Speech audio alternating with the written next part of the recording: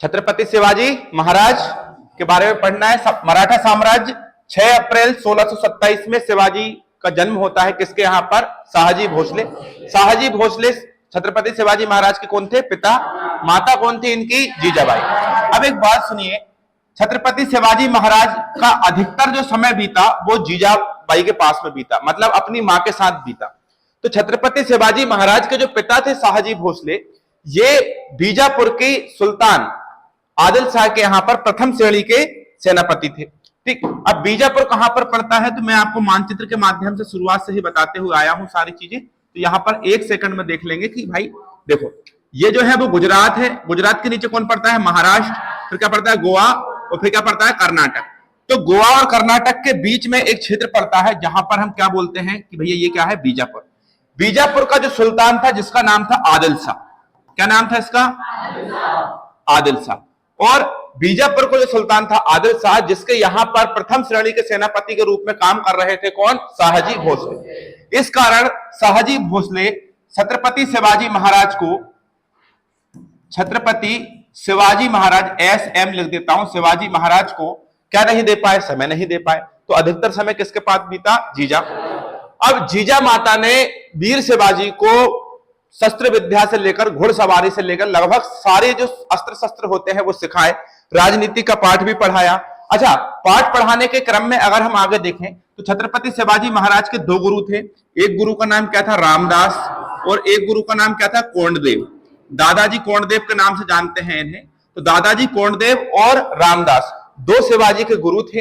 रामदास शिवाजी के आध्यात्मिक गुरु थे, ध्यान रखिएगा। और कोंडदेव, दादाजी कोंडदेव जो थे, ये शिवाजी के राजनीतिक गुरु थे। कौन से गुरु थे? राजनीतिक गुरु थे। अब यहां पर एक बात समझिए, शिवाजी की शादी 13 साल की उम्र में, लगभग कब? 1640 में।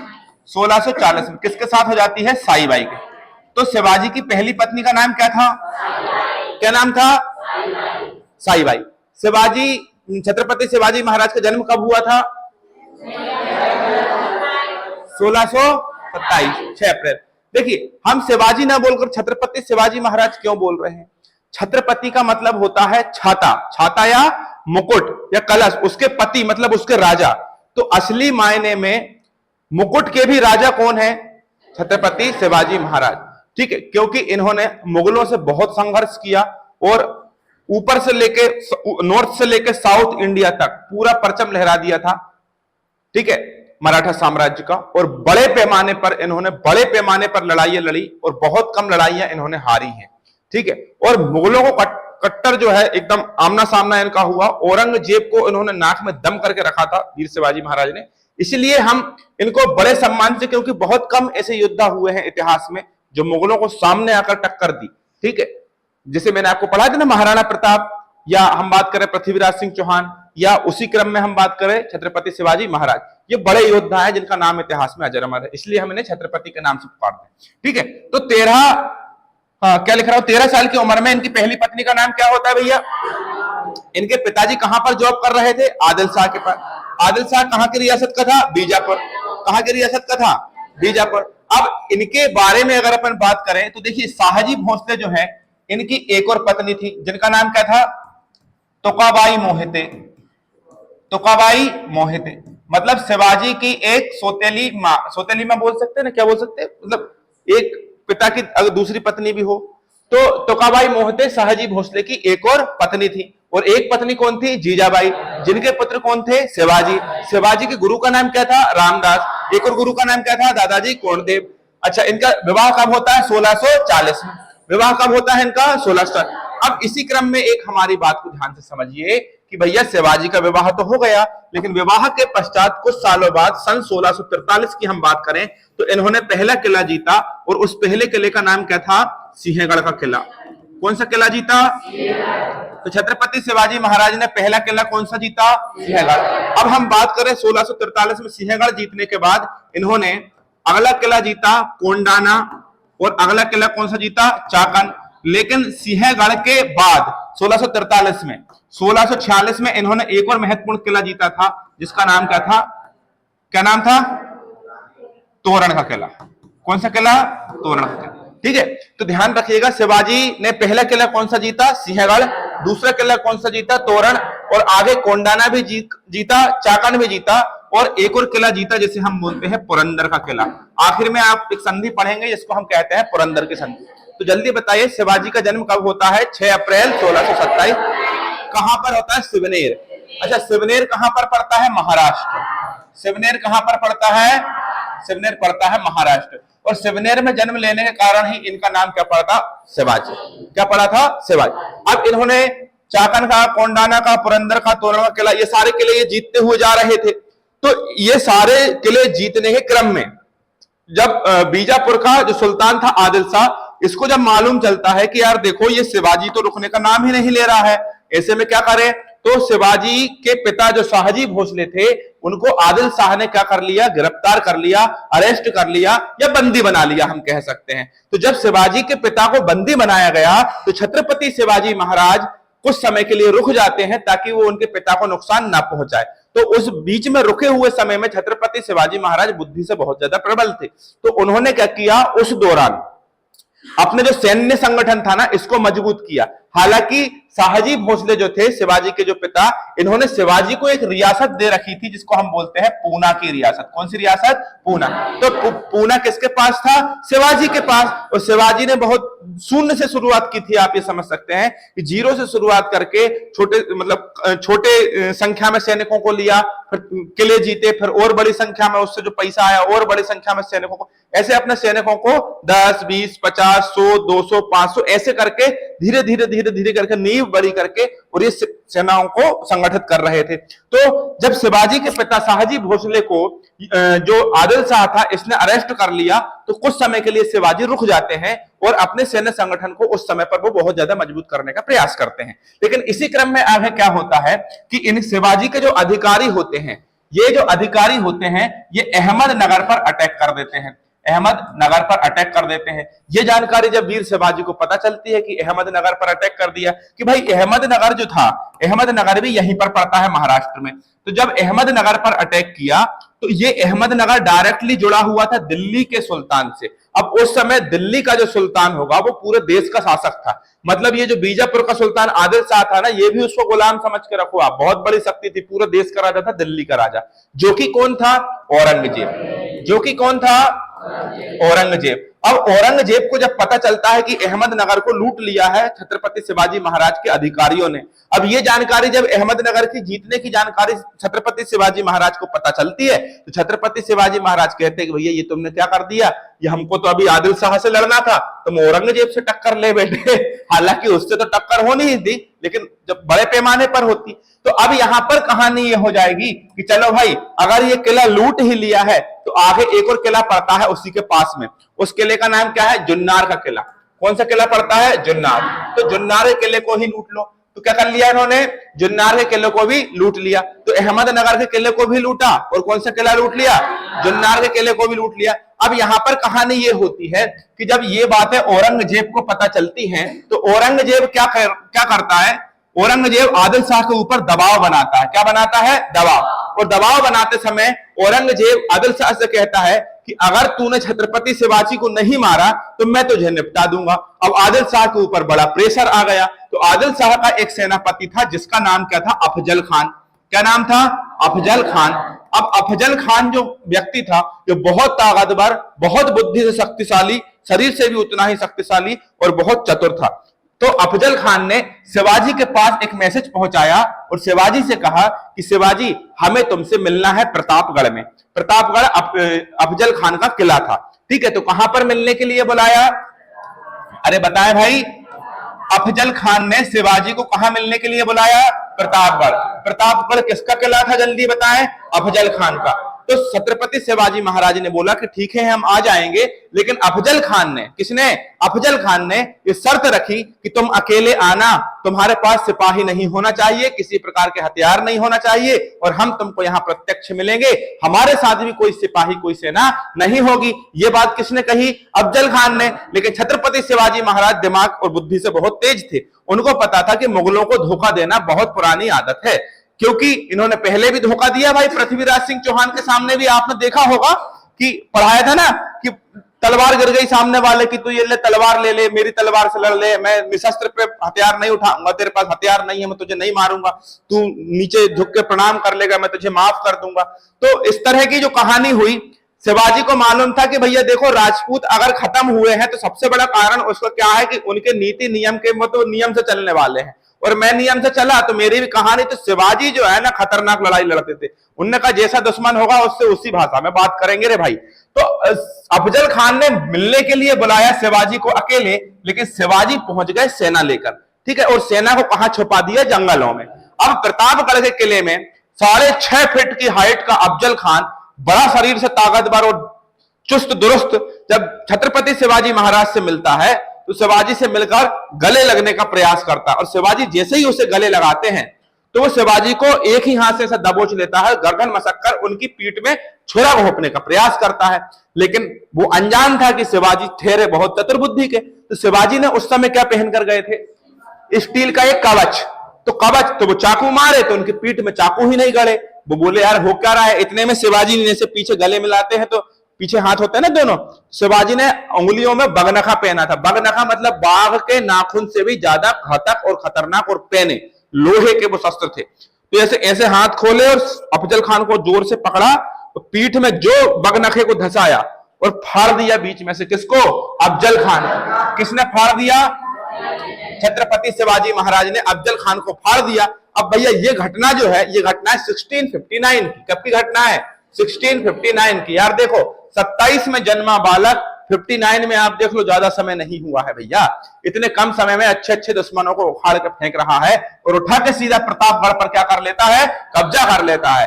अब ये बात सीधी औरंगजेब को पता चलती है कि भैया इसने तो अफजल खान को भी उड़ा दिया और प्रतापगढ़ पर भी कब्जा कर लिया। तो औरंगजेब आदिल शाह से कहता है कि तू रहने दे, तेरे बस की बात नहीं है, अब मैं बात करता हूं। तो यहां पर औरंगजेब क्या करता है, औरंगजेब देखिए शिवाजी की जो सेना थी, इस सेना में कितने सैनिक होते थे, 20,000, 30,000, 40,000 ज्यादा से ज्यादा। लेकिन औरंगजेब के पास जो सेना थी उसमें 10 लाख की सेना थी, क्योंकि वो पूरे भारत का सुल्तान था उस समय। तो औरंगजेब की सेना में कितने सिपाही, 10 लाख। इनकी सेना में कितने सिपाही, 20-30 हजार। भाई हारना तो निश्चित है, लेकिन औरंगजेब पूरी सेना यहां नहीं भेज सकता साउथ इंडिया में, क्योंकि अगर औरंगजेब पूरी सेना यहां भेज देगा तो इस तरफ से उसके ऊपर अटैक हो जाएगा। विदेशी आक्रमणकारी आपने सुना है ना, शुरू से सुनते आए हैं, चंगेज खान आए थे, अब्दाली आए थे, कितने लोग आए। तो ऐसे करके ये अटैक करने वाले लोग यहां से अटैक कर देंगे, इसलिए पूरी सेना नहीं भेज सकता। तो औरंगजेब ने किसे भेजा, औरंगजेब ने अपने मामा को बुलाया, और इसके मामा का नाम था शाइस्ता खान। क्या नाम था, शाइस्ता खान। और शाइस्ता खान को बुलाया औरंगजेब ने और कहा कि मामा जाओ और शिवाजी का कत्ल कर दो। शाइस्ता खान 1.5 लाख सेना लेकर, कितनी लाख, 1,50,000 सिपाहियों के साथ औरंगजेब का मामा शाइस्ता खान किसको मारने के लिए जाता है, शिवाजी महाराज को। जब शिवाजी महाराज को यह सूचना मिलती है तो शिवाजी महाराज कहते हैं कि भैया अब तो दिक्कत हो जाएगी। तो शिवाजी महाराज की बुद्धि को कोई पढ़ने वाला पैदा नहीं हुआ था। शिवाजी महाराज की सेना को भी नहीं पता था कि अब क्या होने वाला। शिवाजी महाराज की सेना पूछ रही कि महाराज अब क्या करें। शिवाजी बोल रहे हैं कि भागो, क्या करो, भागो, 1.5 लाख है वो, अपन कम है, भाग लो अब तो। शाइस्ता खान को यह लगता है कि छत्रपति शिवाजी महाराज की सेना डर गई और भाग रही, और सेना को भी यही लगता है कि भैया हम डर गए और हम भाग रहे हैं, आगे शिवाजी पीछे सेना। और ऐसे करके शाइस्ता खान शिवाजी के पूरे किले जीतते हुए चला गया। लाल महल जो शिवाजी का रहने का जगह था, लाल महल पर भी शाइस्ता खान ने कब्जा कर लिया। लेकिन छत्रपति शिवाजी महाराज की बुद्धि को वो नहीं समझता था कि ये कहानी क्या चल रही है। पहले पता चलता है कि शिवाजी पूना में ठहरे हैं, बाद में पता चलता है बीजापुर में ठहरे हैं। तो वो आधी आधी सेना को शिवाजी की खोज में भेज देता है, और इसके पास सिपाही कम बचते हैं। किसके पास, शाइस्ता खान। जब छत्रपति शिवाजी को महाराज को पता चलता है कि हाँ भैया अब इसके पास सिपाही कम बचे हैं, आधी इसने हमें खोजने के लिए भेज दिया। आधी रात को शिवाजी घुस जाते हैं इस कैंप में, मारकाट मचा देते हैं, और औरंगजेब का मामा शाइस्ता खान जब भागने का प्रयास करता है, शिवाजी तलवार मार देते हैं तो उसका हाथ काट डालते हैं पूरा। वो कटा हाथ लेकर औरंगजेब का मामा शाइस्ता खान मुगल दरबार में पहुंचता और बोलता भैया उस व्यक्ति से कोई नहीं जीत सकता, क्योंकि वो कौन है, छत्रपति शिवाजी महाराज, बुद्धि के प्रबल, चतुर, ठीक, और साहसी और दृढ़ संकल्पी। तो इस प्रकार भैया कहानी ये होती है कि शाइस्ता खान का जब अंगूठा कटता है तो औरंगजेब तिलमिला जाता है। ये घटना कब की बता रहे हैं हम, 1660 में। 1659 में किसको निपटाया, अफजल खान को। 1660 में किसको निपटाया, सॉरी 1660 में शाइस्ता खान आया था और 3 साल तक लड़ाई चली। 1663 में इसको मार के भगा दिया। 1663 क्या हो रहा है बेटा, 1663 में इसको मार के भगा दिया। अब 1663 तक की कहानी तो ठीक है। अब औरंगजेब को पता चलता है कि भैया ये हार तो बहुत बड़ी हार है। औरंगजेब हाथ मसलते हुए बैठ जाता है। औरंगजेब क्या कहता है कि भैया इसको पकड़ो। औरंगजेब छत्रपति शिवाजी महाराज को पहाड़ी चूहा कहता था। क्वेश्चन आता, ध्यान रखिए, क्या कहता था? पहाड़ी चूहा।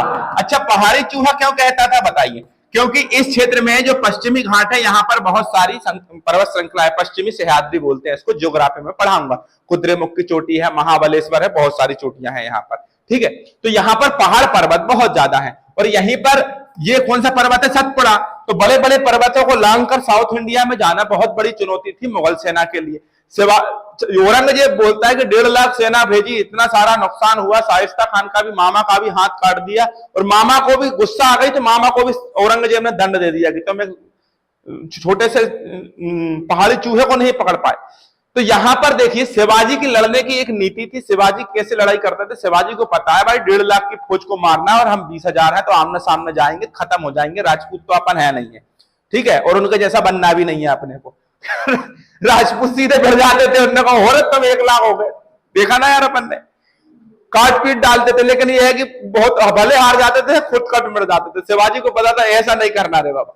छत्रपति शिवाजी महाराज क्या करते थे? जैसे सेना जा रही, मैंने आपको पिछली क्लास में बताया था कि मान लीजिए ये 2 पहाड़ है, तो पहाड़ की चोटियों के ऊपर अपनी सेना को खड़ी कर दी और सेना को खड़ी करके और पत्थर बांध दिए, लटका दिए। देखिए जैसे मान लीजिए ये पहाड़ है, ये 2 पहाड़ हैं और इसके बीच में से रास्ता गया है आर पार जाने के लिए। तो यहां पर बड़े बड़े पत्थर बांध दिए, बड़े बड़े पत्थर, और इसकी रस्सियां इधर ले गए और यहां पर कौन खड़ी कर दी? सेना। जैसे ही सेना यहां पर आई, इनकी सेना ये रस्सियों को काट देगी, पूरे पत्थर सेना के ऊपर गिरेंगे, सेना खत्म हो जाएगी। जंगलों के रास्ते में भटका भटका के सिपाहियों को मार, मतलब गुरिल्ला युद्ध पद्धति। कौन सी पद्धति? तो छत्रपति शिवाजी महाराज कौन सी युद्ध पद्धति से लड़ाई लड़ते थे? गुरिल्ला युद्ध पद्धति से लड़ाई लड़ते थे। इसलिए औरंगजेब इनको क्या कहता था? पहाड़ी चूहा। अब जब शाइस्ता खान का अंगूठा कटा 1663 में, तो आगे छत्रपति शिवाजी महाराज ने सूरत का किला जीत लिया। सबसे खतरनाक, मुगल सल्तनत की शान कहते हैं सूरत के किले को। औरंगजेब की भयंकर संपत्ति यहां पर संरक्षित रखी थी। सूरत कहां पर पड़ता है जल्दी बताएं? कहां पड़ता है? गुजरात, ठीक है। तो सूरत का किला जब लूटा छत्रपति शिवाजी महाराज ने, तो 1 करोड़ रुपए मिले। कितने करोड़ रुपए मिले? 1 करोड़ रुपए मिले और असंख्य सोना और चांदी और मुद्रा, बहुत इनको आमदनी हुई, बहुत पैसा इन्होंने जीता।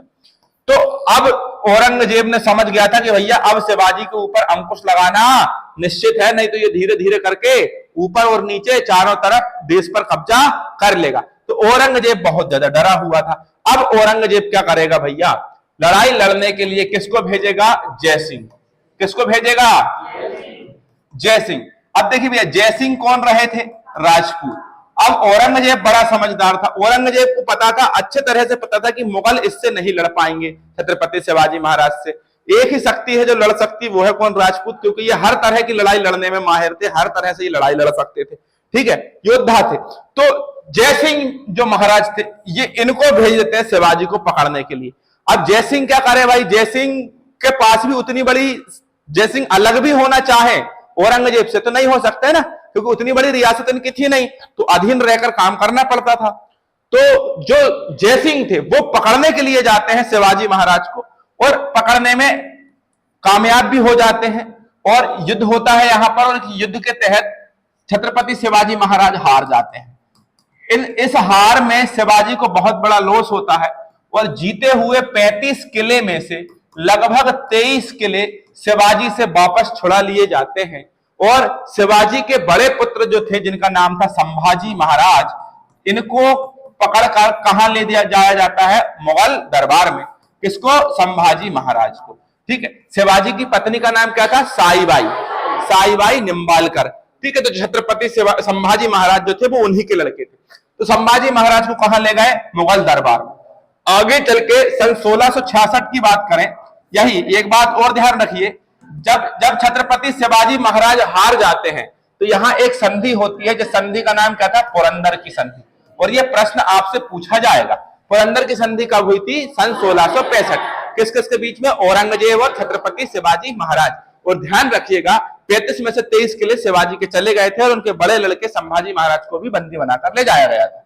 अब 1666 में एक घटना होती है, छत्रपति शिवाजी महाराज 1200 किलोमीटर घोड़े पर बैठकर दिल्ली दरबार जाते हैं आमंत्रण पर औरंगजेब के और अपने पुत्र से मिलने के लिए। हालांकि इनका जो पुत्र था संभाजी महाराज जो थे इनके, उनको 5000 मनसब एक पद है, सेनाओं में एक पद होता है, मैं पढ़ा चुका हूं पुराने क्लासेस में मनसब क्या होता है। तो मनसब एक पद है सेना में नियुक्ति का, तो 5000 के मनसब में खड़ा कर देता है कौन, संभाजी महाराज को औरंगजेब, और ये पद देता है, सेना में नौकरी दे देता है। तो शिवाजी महाराज जब 1666 में अपने पुत्र संभाजी महाराज से मिलने के लिए जाते हैं तो यहां पर इनको भी 5000 के मनसब में औरंगजेब खड़ा कर देता है। तो छत्रपति शिवाजी महाराज को ये बुरा लगता है और ये कहते हैं कि मैं इतना बड़ा मराठाओं का सरदार और तू मुझे 5000 के मनसब में खड़ा कर रहा है, ये अपमान उनसे सहन नहीं होता और तलवार निकाल कर क्या कर देते हैं, विद्रोह कर देते हैं। लेकिन भरे दरबार में तलवार चला देते हैं तो औरंगजेब आसानी से छत्रपति शिवाजी महाराज को पकड़वा देता है और इनको जेल में डलवा देता है और कहां भिजवा देता है, जयपुर। लेकिन कुछ ही समय बाद छत्रपति शिवाजी महाराज का जन्मदिन था। अब जन्मदिन था तो अपने जन्मदिन के उपलक्ष्य में इन्होंने जेल में क्या बांटी, मिठाइयां बांटी और अपने हम शक्ल को वहां पर बिठा दिया जेल में, और ये जेल से फारी हो गए भाई साहब।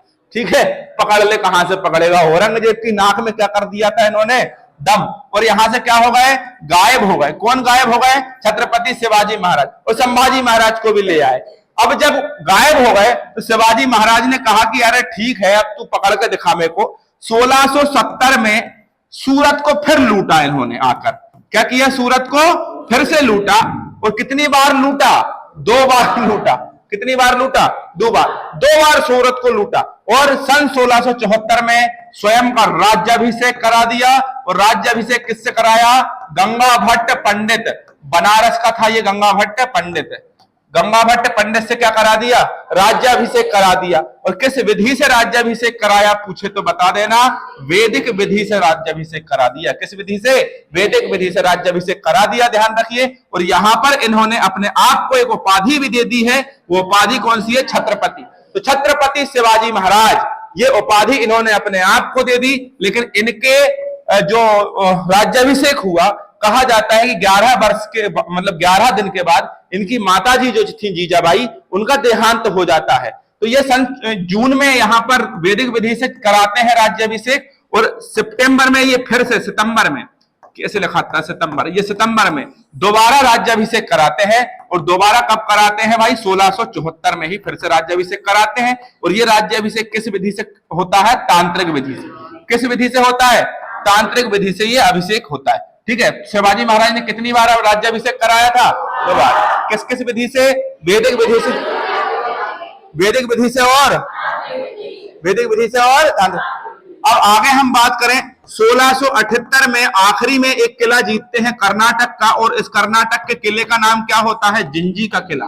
कौन सा किला होता है, जिंजी का किला। तो बताएं जिंजी का किला कब जीता गया भैया जी, 1678 में। और ध्यान रखिएगा, शिवाजी महाराज की अंतिम विजय अभियान कौन सा था, जिंजी का किला। और ये कहां पर पड़ता है, कर्नाटक। कहां पड़ता है बेटा, कर्नाटक। और 1680 में शिवाजी महाराज जो हैं ईश्वरीय शक्ति में प्राप्त हो जाते हैं, मतलब इनका देहावसान हो जाता है। अरे हाँ कि नहीं, तो बताएं शिवाजी महाराज ने सबसे पहले कौन सा किला जीता, सिंहगढ़। उसके बाद कौन सा, तोरण। उसके बाद कौन सा, तोरण। तोरण के बाद कौन सा, पुरंदर। पुरंदर के बाद कौन सा, चाकन और कोंडाना। ठीक है, उसके बाद फिर आगे चले तो इनके पिताजी को किडनैप कर लिया गया। फिर इन्होंने सैन्य शक्ति को मजबूत किया। इन्होंने क्या, इन्होंने साउथ इंडिया पर भी अटैक किए, हाँ, कर्नाटक पर भी अटैक किए, तमिलनाडु में भी इन्होंने अटैक किए। तो इन्होंने कई सारे अटैक किए और बहुत सारे राज्यों को, बहुत सारे क्षेत्रों को इन्होंने जीता। और इनका निधन कब हुआ, 1980। तारीख पूछ, 1680। तारीख पूछिए तो कितना बताओगे, 3 अप्रैल। कितने अप्रैल बताओगे, 3 अप्रैल। अब यहां पर एक बात सुनिएगा, शिवाजी महाराज को औरंगजेब ने क्या कहा है, पहाड़ी चूहा। ये प्रश्न बनता है, पहाड़ी चूहा किसने किसे कहा है, औरंगजेब ने। औरंगजेब ने शिवाजी महाराज को, ये प्रश्न पूछा जाता है। ठीक है, चलिए दूसरा, एक इतिहासकार था। इस इतिहासकार का नाम क्या है, स्मिथ। स्मिथ नाम के इतिहासकार ने छत्रपति शिवाजी महाराज को डाकू कहा है, क्या कहा है? डाकू, या डाकुओं का राज। किसका राज? डाकुओं का राज। छत्रपति शिवाजी लूट कर देते थे ना कहीं भी, तो क्या कहा है? डाकू। लेकिन लूट किस लिए करते थे? ताकि सेना मजबूत हो और पूरे साम्राज्य में भगवा ध्वज फेरे या मराठा साम्राज्य फेरे, और मतलब कुल मिलाकर वो देश को मुगलों के आतंक से मुक्त कराना चाहते थे, क्योंकि मुगलों ने बहुत ज्यादा आतंक, अताताई और बहुत ज्यादा मंदिर तोड़ना और बहुत ज्यादा क्रूरता दिखाई थी। इसलिए छत्रपति शिवाजी महाराज ने एक बीड़ा उठाया था कि मुगलों को भारत से क्या करना है? खत्म करना है। इसी क्रम में जो संभव हो पाया उन्होंने किया, पूरी ताकत लगा दी अपनी। और भी कई सारी ऐसी चीजें हैं, बड़ी बड़ी बातें हैं जो आपको बताना चाहिए, लेकिन आपसे प्रश्न ही नहीं पूछेंगे तो फिर है कि नहीं, आपका समय खराब होगा, आप कहोगे। चलिए, तो अब आगे अगर अपन बात करें कि छत्रपति शिवाजी महाराज के दरबार में हम बात करें कि कुल 8 ऐसे मंत्री थे। कितने मंत्री थे मेरे भाई? 8। सबसे पहला मंत्री कौन था? पेशवा। पेशवा, ध्यान रखिएगा, पूछा जाता है छत्रपति शिवाजी महाराज की मंत्री परिषद कितने लोगों की थी? 8। तो इसे अष्ट प्रधान मंत्री परिषद कहते हैं। नवरत्न किसके दरबार में थे? अकबर, और उससे पहले चंद्रगुप्त मौर्य। लेकिन ध्यान रखिएगा, पेशवा, पेशवा किस पद पर होता था? प्रधानमंत्री। छत्रपति शिवाजी का सबसे महत्वपूर्ण पद कौन था साम्राज्य में? पेशवा। पेशवा के बाद एक होता है अमात्य। अमात्य किस पद पर था? अर्थमंत्री, या पैसों का लेन देन जो करता है ना, अर्थमंत्री का मतलब क्या होता है? अर्थशास्त्र मंत्री। पैसों का लेन देन करने वाले क्या कहते थे? अमात्य। सुमंत, सुमंत क्या होता था? कौन सा मंत्री? सुमंत होता था कौन सा मंत्री? विदेश मंत्री। सुमंत के बाद एक होता था चिटनीस। ये चिटनीस क्या होता था बताएं? चिटनीस होता था पत्रकार। क्या होता था? पत्रकार विभाग। ठीक है, आगे अगर आपसे बात करें, इसके बाद अगली बात करेंगे तो एक होता है सेनापति। सेनापति के बारे में तो आपको पता ही होगा भैया, सेनापति कौन होता है। ठीक है, सेना का प्रधान। अगला बात करें तो न्यायाधीश। कौन होगा? न्यायाधीश। न्याय करने वाला कौन होगा? न्यायाधीश। एक होगा पंडित राव, जिसे हम बोलते थे पंडित राव। तो पंडित राव कौन होगा? पूजा पाठ करने वाला। और आखिरी में एक और होता था जिसको हम बोलते थे वाक्यानवीस। क्या बोलते थे? वाक्यानवीस। ठीक है, जिसका हम क्या बोल सकते हैं? गुप्तचर विभाग। गुप्तचर विभाग। पता है, पेशवा,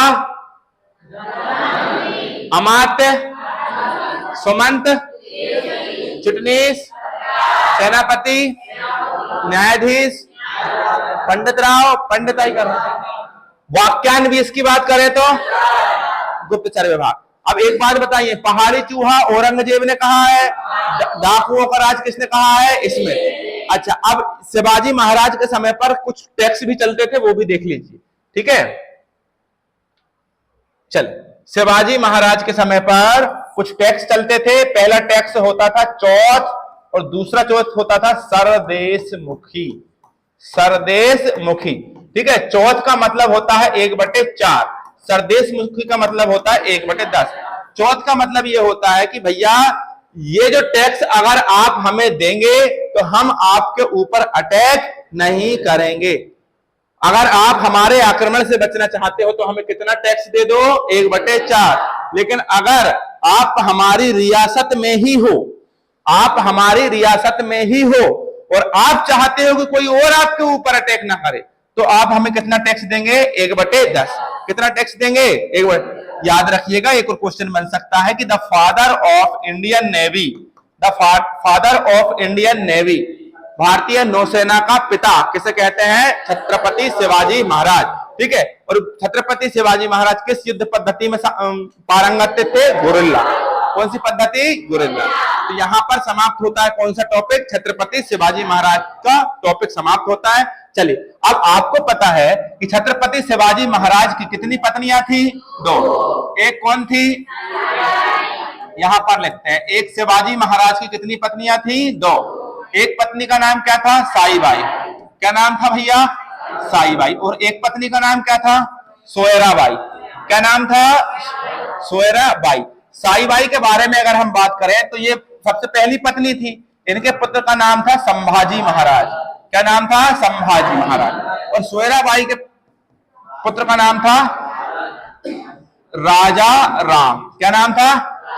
इसको राम राजा भी बोलते हैं। ठीक है। तो संभाजी महाराज और राजा राम महाराज, कितने लड़के थे शिवाजी महाराज के? दो, एक संभाजी महाराज और एक राजा राम। तो अब देखिए, जैसे ही शिवाजी का देहांत होता है सन 1680 में, तो गद्दी पर कौन बैठ जाते हैं? संभाजी महाराज, ठीक है।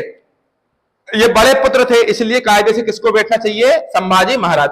अब संभाजी महाराज को भी हल्के में मत लीजिए भाई, ठीक है। संभाजी महाराज और राजा राम दोनों को ध्यान रखिएगा, ठीक है। अब हम टॉपिक चालू करेंगे किसका? संभाजी महाराज का, ठीक है। सुनो, यहां पर संभाजी महाराज के बारे में अगर बात करें तो ये 1780 से 1789 तक गद्दी पर शासन करते हैं। कितने साल तक शासन करते हैं? 9 साल तक। ये एक ऐसा व्यक्ति था, एक इतना अद्भुत व्यक्ति था ये, कि यह जन्म से ही बहुत खतरनाक, बहुत तेजस्वी, महापराक्रमशाली, बुद्धिमान, शास्त्र और शस्त्र दोनों में पारंगत संभाजी महाराज, वीर शिवाजी के बड़े लड़के, बहुत शानदार। औरंगजेब की आंखों में आंखें डाल के, जब ये 9 साल के थे, आंखों में आंखें डाल के औरंगजेब को बाथरूम ला दिया था इन्होंने। बहुत तेजस्वी थे संभाजी महाराज। 1250 किलोमीटर जब शिवाजी औरंगजेब से मिलने के लिए गए थे, तो उनके घोड़े पर बैठकर 9 साल की उम्र में बोल दिया था कि मैं भी चलूंगा। तो बहुत शानदार। इन्होंने 13 साल की उम्र में, कितने साल की उम्र में? 13 साल की उम्र में कितनी भाषाओं को सीख लिया था? 13 भाषाओं को सीख लिया था। आप एक इतिहास याद करने में 10-10 साल लगा दे रहे हो, नौकरी नहीं लग रही, लेकिन 13 साल की उम्र में 13 भाषाएं सीखना, कि भाई देखो भारत पे पुर्तगाली शासन कर रहे हैं। पुर्तगाली आ चुके हैं ना, आपको पता है 1498 में। तो पुर्तगाली शासन कर रहे हैं, तो पुर्तगालियों की भाषा, अंग्रेज आ गए हैं तो अंग्रेजों की भाषा, मुगलों की भाषा, फारसी भाषा, संस्कृत भाषा, सारी भाषाएं सीख ली थी इन्होंने। शस्त्र में भी पारंगत थे और शास्त्र में भी पारंगत थे। वो कहते हैं ना कि जिसके पास शास्त्र हो, मतलब विद्या हो, वो कभी शस्त्र नहीं उठा सकता, और जो शस्त्र चला दे वो कभी शास्त्र नहीं पढ़ सकता। एक ऐसा अद्भुत बालक जिसके पास शास्त्र और शस्त्र दोनों चलाने की क्या थी भाई? अरे हाँ कि नहीं? बहुत शानदार व्यक्ति, बहुत ही ज्यादा खतरनाक, और मुगलों के लिए आफत बन के टूटे थे जब छत्रपति शिवाजी महाराज का देहांत हुआ था। याद रखिएगा, अगर आपसे बात करें कि जैसे ही छत्रपति शिवाजी महाराज 1780 में इनका निधन होता है, तो वहां दिल्ली में बैठा औरंगजेब को यह पता चलता है कि भैया देखो, अब तो हम जीत गए, छत्रपति की मौत हो गई, अब हमारा ही शासन होगा दक्कन पे। लेकिन उनको नहीं पता था कि छावा कौन? शेर का बच्चा अभी गद्दी पर आ गया है। और जैसे ही दिल्ली का सुल्तान औरंगजेब साउथ इंडिया पर लड़ने के लिए संभाजी महाराज के पास आने की चेष्टा करता, उससे पहले ही संभाजी महाराज शिवाजी की मृत्यु को कुछ समय बाद जल्दी जल्दी तैयारी करके और औरंगाबाद का किला लूट लेते हैं महाराष्ट्र में।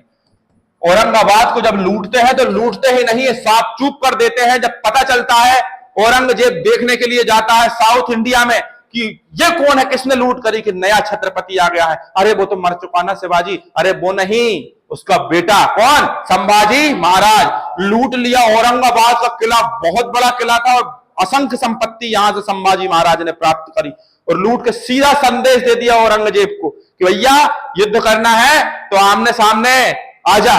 संभाजी महाराज ने जब औरंगाबाद का किला लूटा, औरंगजेब की आंखें चरमरा गई, सीना धस गया 2 सेंटीमीटर शरीर के अंदर, और औरंगजेब कहता है कि ये मराठाओं से कब तक संघर्ष चलेगा, पूरी उम्र तो बीत गई उसकी लड़ते लड़ते।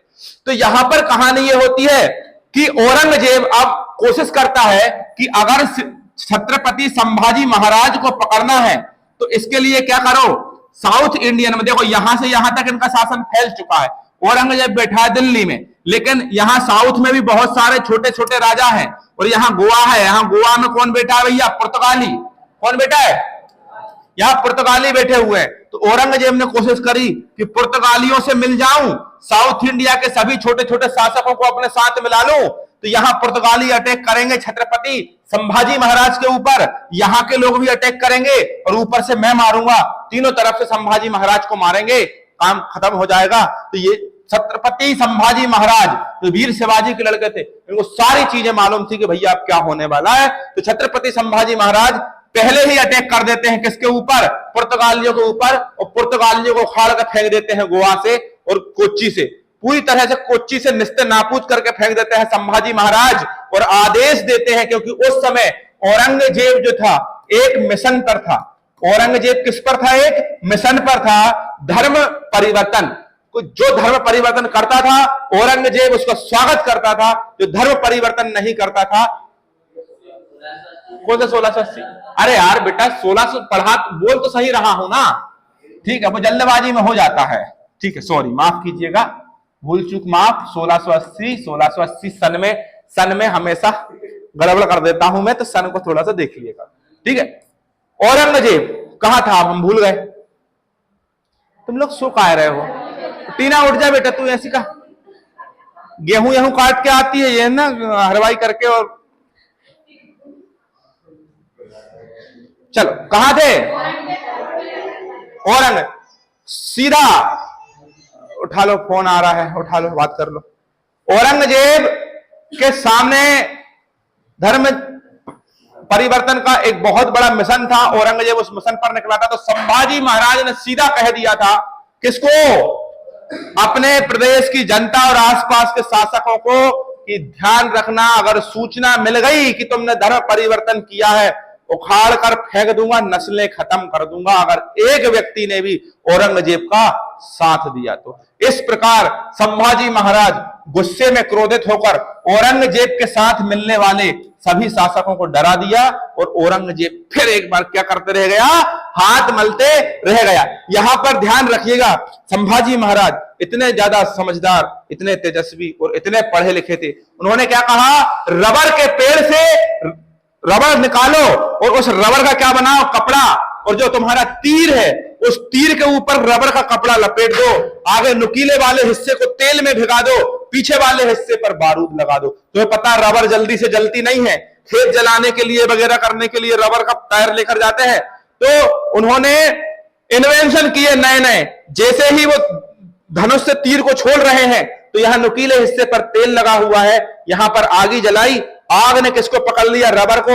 जब तक ये तीर हवा में रहेगा ये आग नहीं बुझेगी, क्योंकि रबर जल रही है। और जैसे ही ये तीर जाकर किसी निशाने से टकराएगा तो ये तीर टकराते समय ये पीछे का बारूद लगा है जो ब्लास्ट हो जाएगा टकराने के कारण, और आग जल रही है तो उस बारूद में वो आग लगेगी और भयानक ब्लास्ट होगा। नए नए तरह के इन्वेंशन औरंगजेब की कमर ढीली करके रख दी थी किसने? छत्रपति संभाजी महाराज ने। लेकिन कहते हैं ना कि हमें तो अपनों ने लूटा, गैरों में कहां दम था। जहां कश्ती थी पानी में कम था, वहां पानी बहुत कम था। क्या क्या है वो कहते हैं ना, तुमको पता है। तो यहां पर संभाजी महाराज का साले गणोजी और कान्हो जी ये गद्दार थे। ये कौन थे? गद्दार।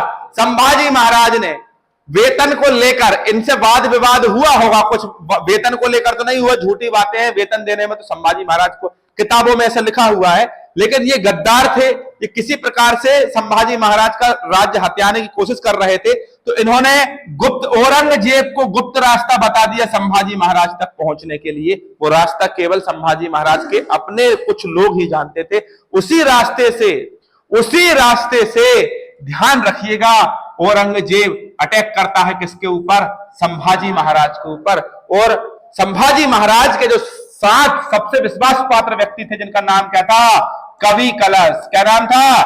कवि कलश। बहुत विश्वास पात्र, मुख्यमंत्री प्रधानमंत्री सब कुछ यही थे। कवि कलश बहुत ज्यादा प्यार करते थे कवि कलश संभाजी महाराज को। संभाजी महाराज भी बहुत अच्छे से रखते थे किसको? कवि कलश को। बहुत अच्छी योजनाओं के माध्यम से ये दोनों को ही गिरफ्तार कर लिया, धोखा दे दिया, षड्यंत्र दे दिया और पकड़कर जेल। संभाजी महाराज एक ऐसा नाम जिसने 9 साल में कितनी लड़ाइयां लड़ी?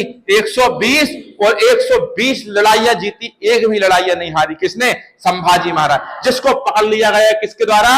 औरंगजेब के द्वारा। गणोजी और कान्हो जी गद्दार थे, इनके कारण इन्हें पकड़ लिया गया। और ध्यान रखिए, पकड़ने के बाद इनको कहते हैं कि छत्रपति संभाजी महाराज को ऊंट से लटका दिया, पूरे नगर में भ्रमण करवाया, चिमटा से, गर्म चिमटे से शरीर की एक एक हिस्से को तोड़ा गया, लोचा गया, और ब्लेड लेकर शरीर के ऊपर की पूरी त्वचा निकाल दी गई।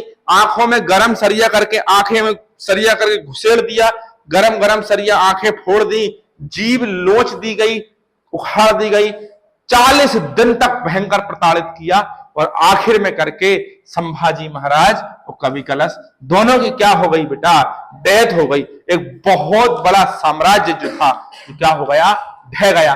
लेकिन पिक्चर अभी बाकी है। कब तक जिए, कितनों को मारोगे? एक मराठा मरेगा, दूसरा मराठा फिर पैदा होगा। तो इसीलिए ध्यान रखिएगा, 11 मार्च की बात है, 11 मार्च जो अभी बीता, 11 मार्च सन 1689 को छत्रपति संभाजी महाराज की क्या हो जाती है? डेथ हो जाती है, वो शहीद हो जाते हैं। इतिहासकारों ने ऐसा लिखा है कि छत्रपति संभाजी महाराज ने अकबर द्वितीय, औरंगजेब का एक लड़का था, कहां मर गया औरंगजेब? ये है औरंगजेब का एक लड़का था जिसका नाम क्या था? अकबर द्वितीय। अकबर द्वितीय को पकड़ने के लिए अकबर द्वितीय षड्यंत्र करके भाग जाता है औरंगजेब के दरबार में। अकबर द्वितीय औरंगजेब का लड़का होता है, तो जिसकी मदद कौन करते हैं? संभाजी महाराज। जिस कारण औरंगजेब संभाजी महाराज को कष्ट देता है, ऐसा किताबों में लिखा है। ऐसे इतिहासकार को जूते से मारना चाहिए और ऊंट के पीछे इनको लटका के काला मुंह करके घुमा। किसने इतिहास लिखा है भाई? अकबर द्वितीय की मदद, चलो ठीक है, अगर कर भी देते हैं संभाजी महाराज, तो संभाजी महाराज की उसमें कौन सी गलती है? तेरी औलाद ही नाजायज औलाद तेरी तुझसे नहीं संभल रही औरंगजेब। औरंगजेब की ये औलाद ही तुझसे नहीं संभल रही, तो दूसरों को जब खुद के सिक्के में खोट होता है ना, तो दूसरे को दोष नहीं देते हैं। औरंगजेब की अपनी औलाद तो तुझसे संभल नहीं रही, तो दूसरों से लड़ाई करने के लिए काय के लिए जा रहा भाई? तो ऐसा कहा गया है भैया, देख लेना, किताब में आया तो इतिहासकार है, ठीक है। अब कहानी ये होती है भैया कि देखिए, हमने आपको बताया कि शिवाजी महाराज जो थे, इनकी कितनी पत्नियां थी? 2 पत्नियां थी। एक का नाम क्या था? साईबाई, और एक का नाम क्या था? सोयराबाई। ध्यान रखिएगा, शिवाजी महाराज की टोटल पत्नियां कितनी थी? 8, और एक पत्नी उनकी थी पुतलीबाई। क्या नाम था? पुतलीबाई। छत्रपति शिवाजी महाराज के साथ बातें नहीं कर रहे हो एयर कंडीशनर जैसे मुंह के। छत्रपति शिवाजी महाराज की पत्नी पुतलीबाई इनके साथ सती हो गई थी। ध्यान रखिएगा, 8 पत्नियां थी।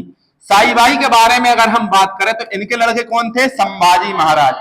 तो संभाजी महाराज तो शहीद हो चुके हैं युद्ध भूमि में, लेकिन जो सोयराबाई थी, इनका लड़का नाम क्या था? रामराज, या राजा राम कह सकते हो आप, राजा राम लिख लो, राजा राम, ठीक है, राजा राम के साथ कहानी ये होती है कि अब 1789 में इन्हें राजा बनाया जाता है।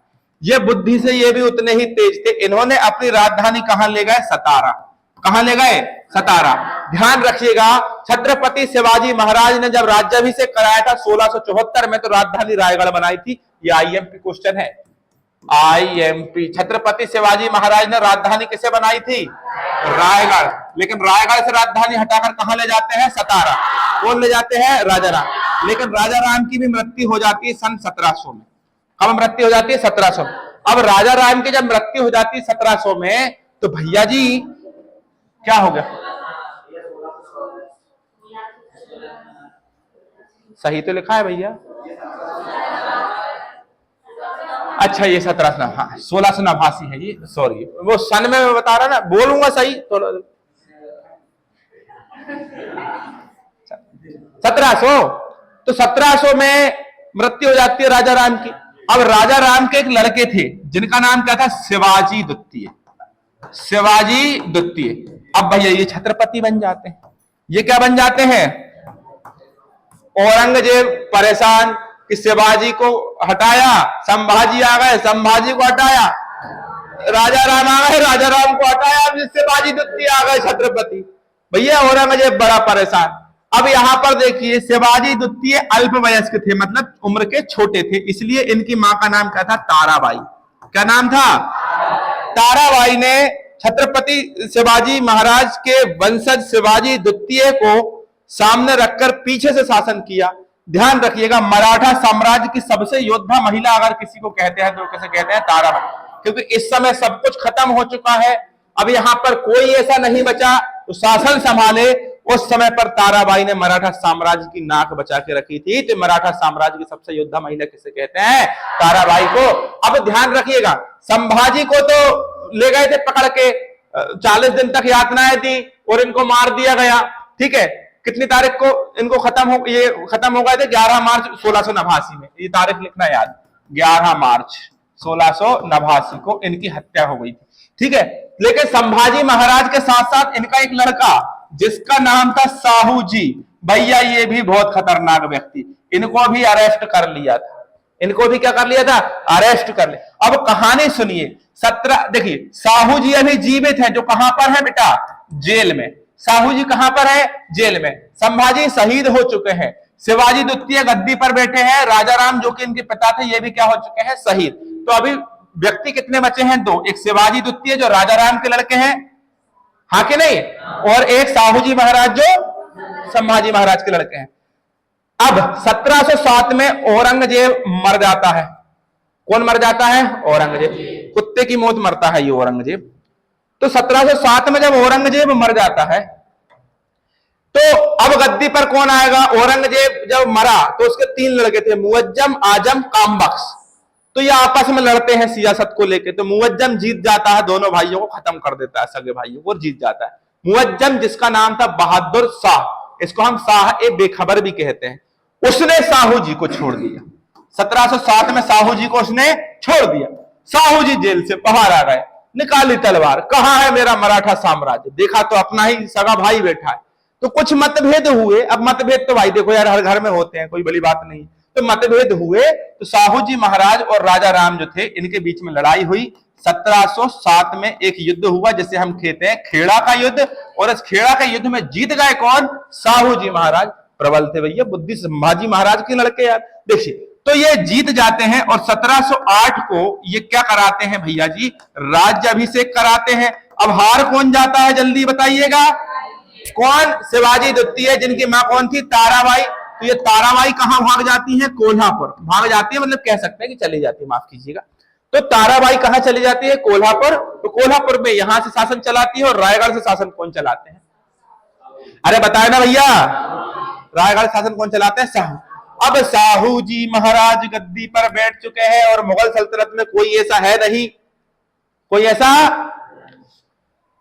22 जनवरी के दिन की बात है, 1708 में छत्रपति बन जाते हैं कौन, संभाजी महाराज।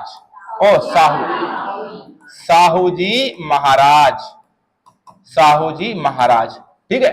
हाँ, अब जब ये बनते हैं छत्रपति तो ये शासन करते हैं सन 1704 नो, क्या बोलते हैं इसको, 1749 तक शासन करते हैं। इनके समय पर खतरनाक तरह से ये शासन करते हैं, ठीक है। इनके शासन काल में पेशवा जिसे हमने अभी पढ़ा था, शिवाजी के शासन काल में ये किस पद पर रहे थे, प्रधानमंत्री। उनका पेशवा जो थे उनका हस्तक्षेप या प्रभाव या शक्ति बढ़ जाती है। तो ध्यान रखिएगा, इनके समय पर, किसके समय पर, साहू महाराज के समय पर पेशवाओं का क्षमता या ताकत या पेशवाओं का प्रभाव सल्तनत पर बढ़ जाता है। ऐसा नहीं है कि पेशवा जानबूझ के बढ़ा देते। तुम्हारा नाम क्या है, सौरभ के भाई हैं क्या आप, ठाकुर के भाई, तो पटेल के भाई, अच्छा, चलिए, दिख रहे हो शकल से उनकी जैसे, इसलिए ठीक है। पेशवा क्या बोलेंगे, पेशवा। अब पेशवाओं की ताकत बढ़ जाती है और अधिकांश निर्णय कौन लेने लगते हैं, पेशवा। तो ध्यान रखिए, पेशवाओं का काल किसके काल को कहते हैं, साहू जी के काल। पेशवाओं का काल किसके काल को कहते हैं, साहू जी के काल को कहते हैं। अब यहां से आपको बस इतने थे साहू जी महाराज तक, जो कि छत्रपति के कह सकते हैं कि नाम से या महाराज के नाम से चले। अब इनके बाद आगे कौन चलने लगेंगे, पेशवा। जो राजा महाराजा आप पढ़ते आए हैं वो सब खत्म, अब कौन चलेंगे, पेशवा। अब शासन किसका होगा, पेशवा। तो ध्यान रखिएगा, पहले पेशवा आए कौन, बालाजी विश्वनाथ। क्या नाम था इनका, बालाजी विश्वनाथ। बालाजी विश्वनाथ, अच्छा, ये कोई लड़ाई वड़ाई करके नहीं आए। बालाजी विश्वनाथ साहू जी महाराज के नजदीकी थे। साहू जी महाराज ने खुद ने बहुत सारी शक्तियां इनको देकर रखी थी कि अपने हिसाब से चलाओ भैया, काम अच्छा होना चाहिए और आगे बढ़ाओ, हम भी मेहनत करें तुम भी मेहनत करो, दोनों मिलकर आगे बढ़ाएंगे। अपना काम शासन करना नहीं है, साम्राज्य को आगे बढ़ाना, मुगलों से मुक्त कराना है। तो बालाजी विश्वनाथ आए। तो याद रखिएगा, मराठा साम्राज्य के द्वितीय संस्थापक कौन रहे, द्वितीय संस्थापक कौन रहे, बालाजी। द्वितीय संस्थापक मतलब फिर से गिरे हुए साम्राज्य को उठा के वापस जोड़ दिया। और ध्यान रखिएगा, बालाजी विश्वनाथ 1713 में आए थे, लेकिन कम समय तक ही रह पाए। 1720 में इनकी क्या हो गई, डेथ हो गई। लेकिन इन 7 सालों में ही बालाजी विश्वनाथ ने मराठा साम्राज्य की जड़ों को फिर से उतना मजबूत कर दिया था। इनके बाद आएंगे कौन, बाजीराव, बाजीराव प्रथम, बाजीराव प्रथम, जिन्होंने शादी की थी मस्तानी से।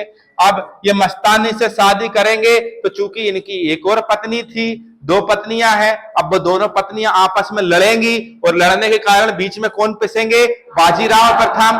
और वो बोलेंगी हमारा लड़का राजा बने, वो बोलेंगे हमारा लड़का राजा बने, तो उनके बीच में भयानक लड़ाइयां हो सकती हैं। तो क्या इनके बीच में सच में लड़ाइयां हुई, क्या सच में मस्तानी और ये साथ में रह पाई, ठीक से अच्छे से रह पाई? ये सारी जानकारी कब मिलेगी आपको, कल। Thank you so much, take care.